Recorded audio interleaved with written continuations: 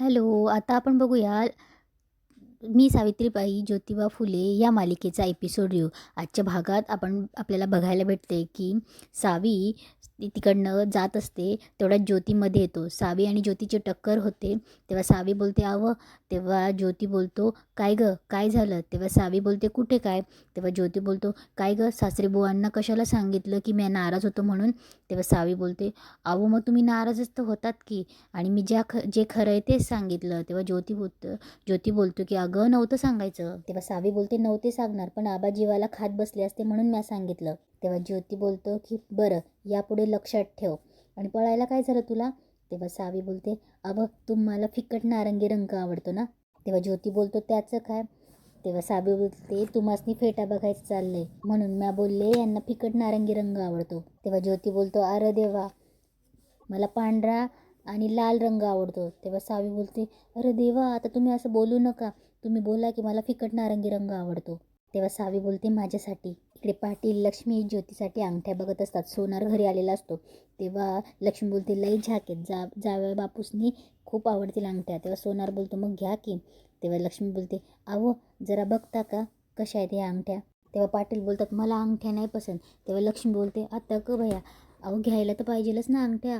तेव्हा पाटील बोलतात की "बापू, आपल्याकडे कडा आहे का सोन्याचा?" तेव्हा सोनार बोलतो "आहे की." तेव्हा लक्ष्मी बोलते "अहो, पण 5 परतवणीला अंगठी द्यावी लागते जावई बापूंना."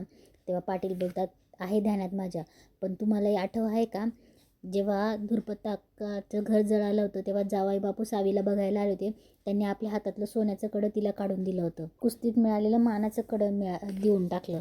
म्हणून मला मनात विचार आला की अंगठी नको, कडं देऊन टाकू सोन्याचं." तेव्हा पाटील बोलतं "बापू, एक काम करा, त्या अंगठ्या घेऊन जावा आणि एक कडं धाडून द्या चांगलं भक्कम.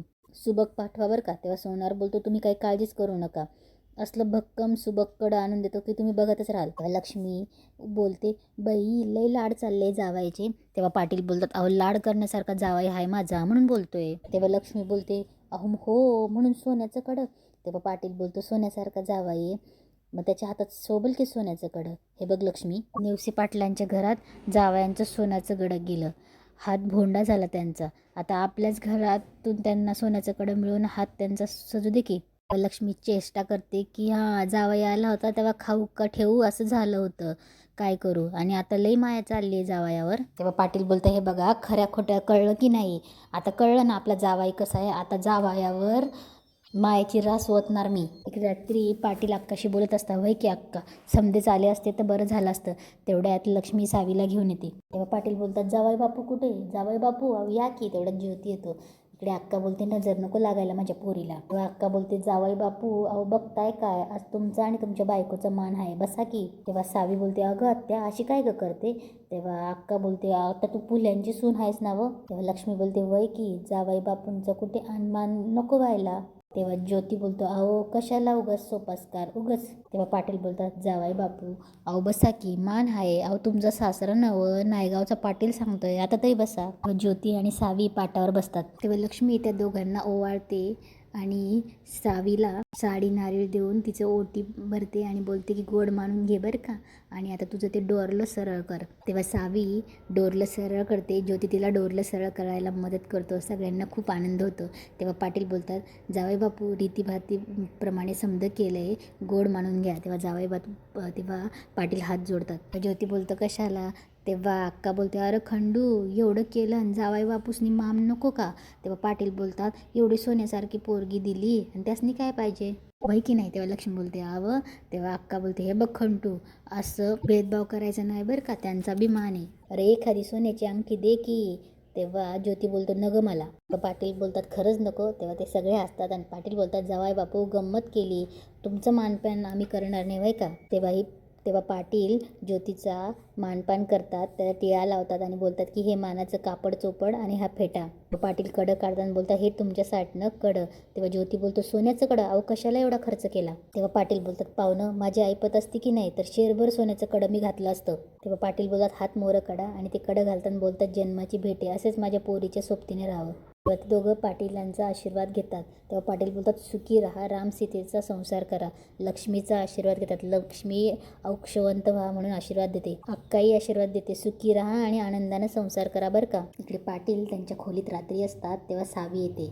तेव्हा पाटील बोलतात सावी जेवल्याबरोबर आबाला पान लागतंय हे त्याच्या सावीच्या बरोबर लक्षात राहतं. तेव्हा सावी बोलते बरं आबा मी आलेच, आईला जरा मदत करायची. तेव्हा पाटील बोलतात ए सावी थांब की. तेव्हा सावी बोलते काय हवं आहे का. तेव्हा पाटील बोलतात इकडे बस. तेव्हा सावी बसते. पाटलांच्या डोळ्यात पाणी असतं. तेव्हा सावी बोलते आबा काय झालं व. तेव्हा पाटील बोलतात काय नाही. पाटील बोलतात डोळे भरून बघू दे तुला. तेव्हा सावी बोलते आबा आबा आता रात्र झाली की झोपा. तेव्हा पाटील बोलतात झोप कुठे लागते लेकरा, सकाळ झाली की पाखरावानं उडून जाशील पुण्याला आणि मग आता केव्हा भेट होईल काय ठाव नाही. तेव्हा पाटलांच्या डोळ्यात पाणी येतं. सावी डोळे पुसते तिच्या पदराने आणि बोलते आबा तुम्ही आता खुश आहेत ना व. तेव्हा पाटील बोलतात हाय की खुश, सोन्यासारखा जावाई आहे, घरची माणसं बी चांगली आहेत तू सांगितलं, आता संशय मिटला, आता खुश आहे मी. पर सावी आपले जावाई जरा नाराज आहेत का गं. तेव्हा सावी थोडी गांगरते आणि बोलते नाही. तेव्हा पाटील बोलतात नाही आपण एवढा मानपान दिला, सोन्याचं कडं केलं पण त्यांच्या चेहऱ्यावर हसू नव्हतं, डोळ्यात चमक नव्हती असं का. तेव्हा सावी बोलते तसं काय नाही हो आबा ते. तेव्हा पाटील बोलतात हे बघ सावी मागच्या वेळेला आलेलं जावई बापू आणि आत्ता आलेलं जावई बापू लय फरक आहे. तू सांगितलंस आम्हाला शाळेला जायला मिळावं म्हणून ते लग्नाला उभं राहिले, एवढंच कारण आहे नाराजीचं की अजून काही घडलंय. ही पुरी आबाला खरं खरं सांग काय ठरलंय आपलं, आबापासून काही लपवायचं नाही हाय की नाही.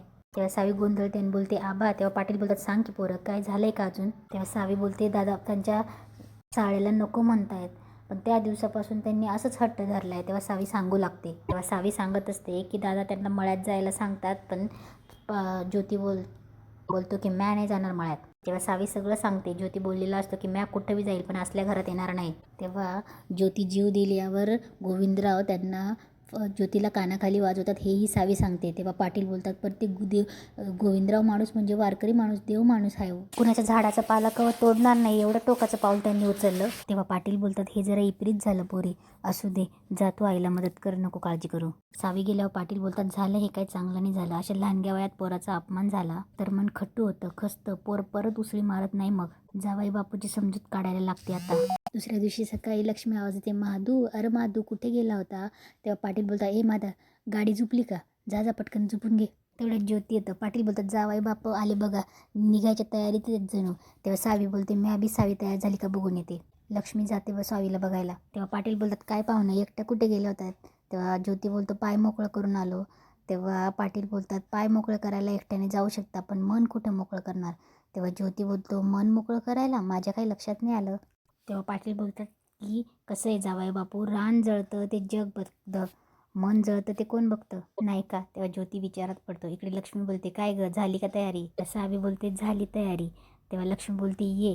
तेव्हा ते तिला तिच्या जवळ बसवते आणि तिच्याकडे बघत असते. तेव्हा सावी बोलते आई काय ग काय बघतेस. तेव्हा लक्ष्मी बोलते खरं सांगू तर तुला सोडतच नाही, आता जाशील तर पुन्हा कधी भेट होशील माहिती बी नाही. तेव्हा सावी बोलते आई मी रमाकडे गेली होती ना भेटायला तेव्हा ती बी अशीच म्हणाली पुन्हा कधी भेटशील, लवकर ये हं भेटायला. तेव्हा लक्ष्मी बोलते तुझ्या या मायाळू स्वभावाचं सर्वांना लई कौतुक आहे, कुणाला कणभीर बी विसरत नाहीस, अशी माया सांगून शिकवून नाही येत कुणाला. तेव्हा लक्ष्मी सावीला सांगत असते नवऱ्याचं सुख ते आपलं मान, नवऱ्याचं दुःख ते आपलं मान. अगं लग्नात टाकलेल्या 7 पावलावर 7 पावलात 7 स्वर्ग निर्माण करण्याचं बळ आहे, म्हणून तर देवा ब्राह्मणाच्या साक्षीने टाकलेलं पहिलं पाऊल कधी बी विसरायचं नाही. तेव्हा लक्ष्मी बोलते हाय ना ध्यानात. तेव्हा सावी बोलते अगं आई तेव्हा माझी कसली का धांदल उडालेली, लुगडं सांभाळू बाशिंग धरू का ते मुंडवळं नुसतं डोळ्यात यायच्या, त्यांना मागं करायची मला नाही का आठवत. तेव्हा लक्ष्मी बोलते सावी बायकोने लग्नात टाकलेलं पहिलं पाऊल असतं ते अन्नपूर्ण होण्यासाठी, आनंदाने जेवण बनवायचं आणि आनंदाने ते समध्यासनी खाऊ घालायचं, अन्न वाया जाऊ द्यायचं नाही, अन्नाची नासाडी करायची नाही, शिळपाक उरणार नाही या बेतानेच अन्न शिजवायचं, अशी पिन अन्नपूर्ण हो. इकडे पाटील ज्योतीला समजवत असतात की कसं आहे जावाई बापू बायको आपल्या नवऱ्यासाठी लई लाभते, तिचा नवरा आजारी पडू नये, तिची तब्येत दडकी राहावी, त्याचा चेहरा नेहमी हसतमुख असावा याच्यासाठी अक्षरशः रक्ताचं पाणी करते आणि म्हणूनच नवऱ्याचं बी तिच्यावर लक्ष पाहिजे. हे समज कष्ट करताना तिचा चेहरा सुकलाय का, तिला काय दुखतंय खुपतंय का, तिचं अंग दुखतंय का हे बघणं बी नवऱ्याचं कर्तव्य असतं. इकडे लक्ष्मी बोलते सावी तू तुझ्या संसारात धन कमवणारी हो. आता धन कुठे येणार तर ते शेतात राबून येणार. मग नवऱ्याच्या खांद्याला खांदा लावून शेतात राबायचं, घाम गाळायचा. नवऱ्यानं वाघ धरला तर त्या वाघाला दोरी बी बांधता आली पाहिजे. तर सावी बी खुश होऊन हो बोलते. इकडे पाटील बोलतात, जीवाला जीव द्या, एकमेकांना माया लावा, घासातला घास वाटून खा, कसंही पाहुणं संसार मायानं होतो. जमीन जुमला, पैसा अडका, त्यांना मोठेपणा मिळतो, पण मायेनं खरंच सुख मिळतं.